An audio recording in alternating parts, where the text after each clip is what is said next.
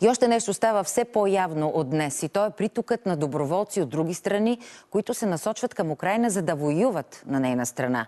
С един от тях на полската граница разговаряха специалните ни пратеници Тихомир Игнатов и Михаил Врабчев. И сега ги включваме на живо, за да разкажат колко, какви, откъде са тези хора, какво казват. Добър вечер, Тичо, и нови автобуси за теб с пристигащи от Украйна.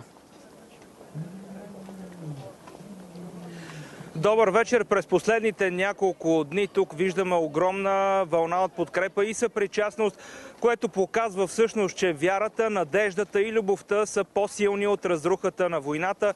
И в този час, макар че тук е късно, идват и нови доброволци, които ще помагат през цялата нощ. Днес тук дойде и пианистът Давид Мортео със свой инструмент на колела, за да приповдигне духа в бежанския център. На пианото посвири една украинка, която разказа, че от 3 дни не е спала, докато стигне до границата. Прозвучаха песни на Куин и Джон Ленън.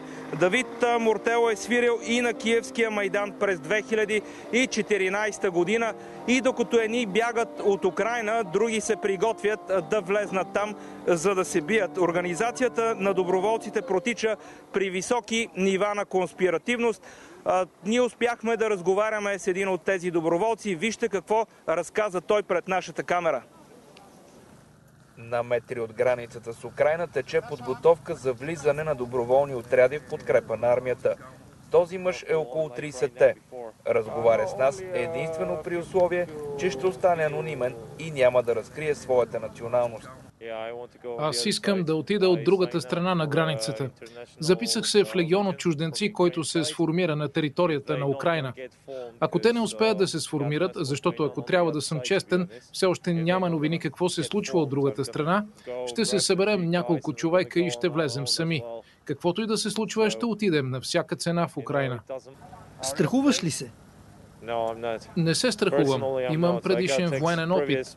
За мен това ще е нещо като поредния ден в офиса, ако мога така да се изразя. Какъв е предишният ти опит? Участвал съм в битки, не искам да говоря подробно за това. Не искам да говоря в детайли за това как се организираме. Знаете, 21 век сме, има интернет, информацията е навсякъде около нас. Не искам да рискувам живота на момчетата от другата страна. Някои хора решават да отидат сами, други се организират на групи. Защо искаш да отидеш и да се биеш? Защо? Това е добър въпрос. Понякога се питам сам себе си. Основната причина, по мое мнение, без да съм политик или нещо такова, това, което Русия прави в момента в Украйна, може да предизвика Трета световна война. Ако украинците загубят и паднат в боя, Полша, Балканите, Чехия, Словакия са следващите. Не знам какво се случва в главата на Путин. Той трябва да се събуди и да види какво по дяволите се случва.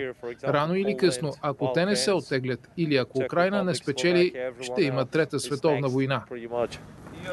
Готов си да убиваш войници? Да, разбира се. Ако не съм, няма да отида от другата страна.